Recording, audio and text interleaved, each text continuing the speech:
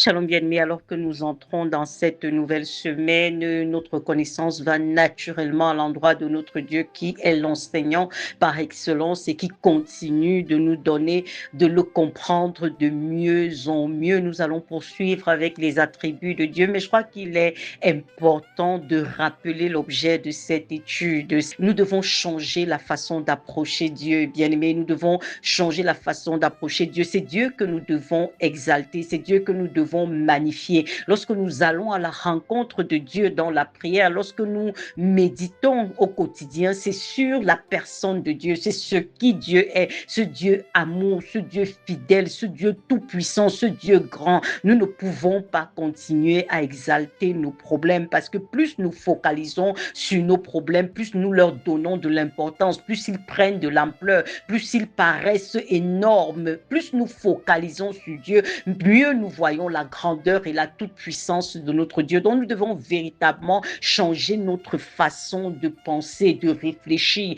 de voir Dieu. C'est le but de l'étude de ses attributs. N'écoute pas seulement Dieu amour, Dieu fidèle, Dieu tout-puissant, et tu t'arrêtes là en disant oui, c'est vrai, c'est vrai. Non, la parole de Dieu a pour but de nous redirectionner. Tu dois changer ta façon de faire à la lumière de la parole de Dieu. Hébreux 12:2 nous dit que Christ a méprisé l'ignominie. Vous comprenez ça, l'ignominie, c'est le déshonneur, bien aimé, c'est une honte profonde. Mais la Bible nous fait comprendre que Christ a méprisé la honte. Il ne s'est pas attardé là-dessus. Son regard était focalisé sur le but qu'il avait à atteindre, le salut de l'humanité. C'était ça l'objet de sa focalisation. Donc, il ne s'est pas attardé sur oh vraiment j'ai souffert, on m'a percé, on m'a injurié, on a fait comme ça. Non, parce que c'est un peu ce que nous développons aujourd'hui. Vous voyez, quand quelqu'un te raconte comment est-ce que les symptômes de ma maladie, oh j'ai mal ici, oh j'ai mal là-bas, oh vraiment, je te dis que si tu sais comment je fais pour nourrir les enfants tous les jours, ainsi de suite, te raconter. Les gens aiment s'attarder sur leurs problèmes, on aime s'attarder, et même devant Dieu, on fait cette erreur, on vient encore essayer de lui réciter un chapelet de problèmes comme si Dieu ne les connaissait pas. Non, ce que Dieu attend de toi lorsque tu viens dans sa présence, c'est de lui dire,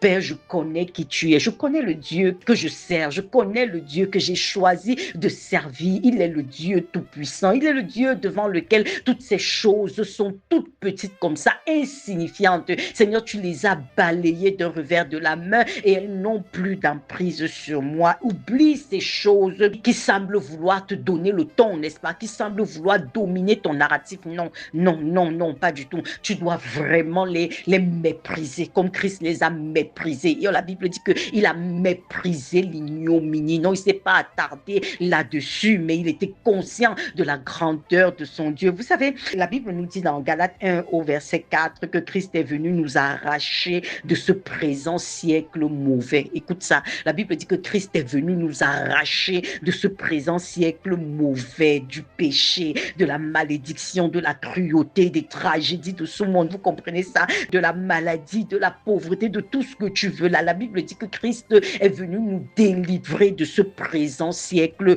mauvais. Et c'est ça que tu dois retourner dans ton esprit. Père, la victoire que tu as obtenue à la croix en ma faveur est réelle. Ce n'est pas un conte de fées. On ne peut pas se lasser de rappeler que la Bible n'est pas un livre d'histoire. Vous comprenez ça? Non, c'est pas un dessin animé, c'est la vérité de ta vie. Et si la parole de Dieu le dit, que Christ est venu te délivrer de ce présent siècle mauvais, ce sur quoi tu dois t'attarder, c'est sur l'œuvre de la croix. Seigneur, qu'est-ce que tu as véritablement accompli en ma faveur maintenant que je suis né de nouveau? Et naturellement, si tu n'es pas encore né de nouveau, ça veut dire si tu n'as pas compris que tu es un pécheur qui a besoin d'un sauveur, c'est l'occasion pour toi de saisir la main tendue de ce sauveur et de dire, Seigneur, je m'accroche à toi parce que je n'ai plus le droit de vivre, de subir ce que je subis, alors que le prix a été payé pour ma libération et pour ma délivrance. Lorsque nous parlons des attributs de Dieu, comme nous allons continuer à le faire cette semaine, bien aimé, je veux vraiment que chaque fois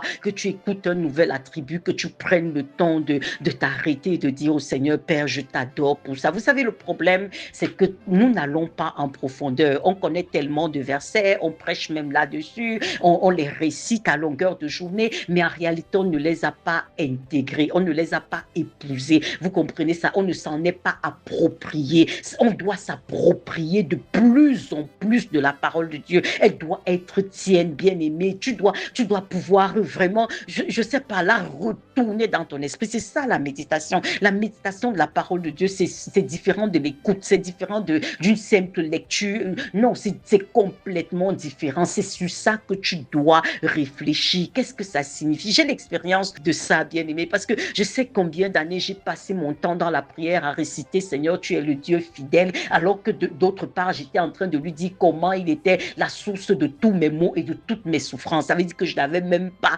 réfléchi au vrai sens du mot fidèle, parce que sinon, je ne pouvais pas en même temps continuer à dire des choses comme par routine et accuser Dieu d'autre part. Vous comprenez ça? Donc, rassure-toi effectivement que lorsque tu prononces des mots, tu y as réfléchi et tu comprends le vrai sens, tu en mesures la portée. Shalom, bien-aimé.